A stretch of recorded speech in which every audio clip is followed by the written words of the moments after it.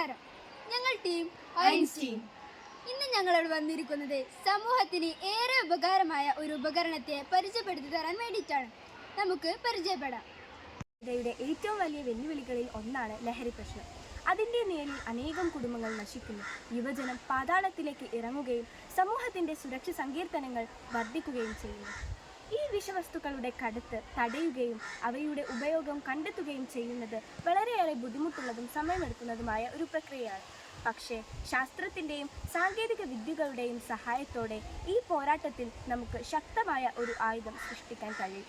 അത്തരത്തിൽ ലഹരിയുടെ ഇരുണ്ട മറവുകൾ നീക്കി സത്യത്തിൻ്റെ വെളിച്ചം കാട്ടിത്തരുന്ന ഒരു നവോത്ഥാന കണ്ണാണ് ഞങ്ങളുടെ ഈ യന്ത്രം.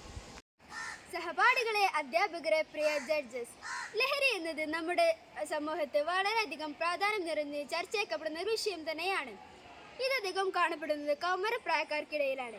ഇത് നമ്മെ ശാരീരികമായും മാനസികമായും ചൂഷണം ചെയ്യുന്ന ഒരു പ്രക്രിയ കൂടെയാണ്. അതിനാൽ വിഷാദരോഗം, മറവിക്കുറവ് എന്നിവ രോഗങ്ങൾക്ക് നമ്മുടെ ശരീരത്തെ ഇത് വേട്ടയാക്കപ്പെടുന്നതാണ്. അതിനാൽ ഇതിനു വേണ്ടി നാം കണ്ടെത്തിയൊരു ഉപകരണമാണ് ഈ ഡ്രഗ് സെൻസർ എന്നത്. ഈ അവതരണത്തിൽ ഞങ്ങൾ ഇതിനായി നിർമ്മിച്ചിരിക്കുന്ന ഉപകരണത്തിൻ്റെ പ്രവർത്തനം തത്വമായി വിശദീകരിച്ചു തരുന്നതാണ്.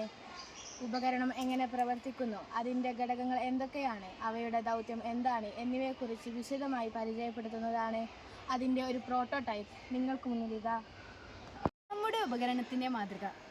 ഈ ഉപകരണം ഉപയോഗിക്കുമ്പോൾ, അതായത് ഈ ഉപകരണത്തിന് മുമ്പിൽ ഭക്ഷ്യവസ്തുക്കൾ വെച്ചുകൊണ്ട് അതിൻ്റെ സ്വിച്ച് അമർത്തുന്ന സമയത്ത് ചുവന്ന നിറത്തിലുള്ള പ്രകാശമാണ് വരുന്നതെങ്കിൽ അതിൽ ലഹരി പദാർത്ഥം അടങ്ങിയിരിക്കുന്നു എന്നാണ് സാരം.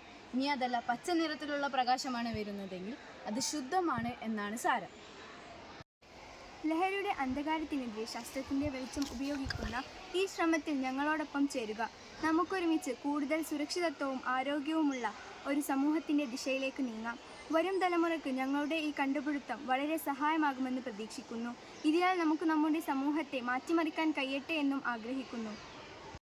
നമ്മുടെ പ്രൊജക്റ്റിൻ്റെ പ്രധാന ലക്ഷ്യങ്ങൾ വേഗത, കൃത്യത, പോർട്ടബിലിറ്റി, പിന്നെ സുരക്ഷിതത്വമാകുന്നു. ഇത്രയും പറഞ്ഞുകൊണ്ട് നിങ്ങളുടെ വിലപ്പെട്ട സമയത്തിനും ശ്രദ്ധയ്ക്കും നന്ദി.